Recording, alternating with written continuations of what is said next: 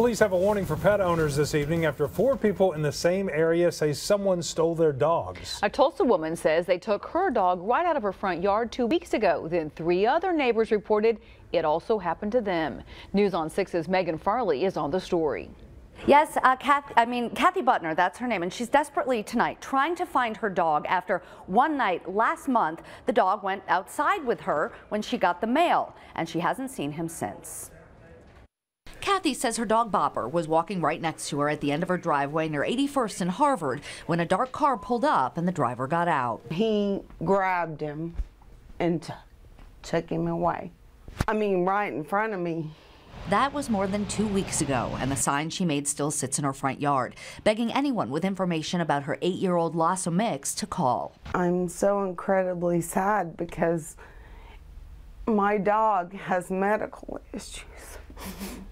Kathy says 3 other people she knows of who live in the area have had dogs taken as well. The police said, well, they just grabbed those dogs for pit bulls.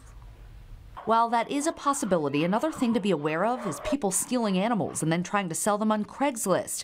Oftentimes, the seller asks for a rehoming fee. When we charge an adoption fee, you know, the $150 adoption fee covers their spay or neuter, their vaccines, their microchip, their heartworm test.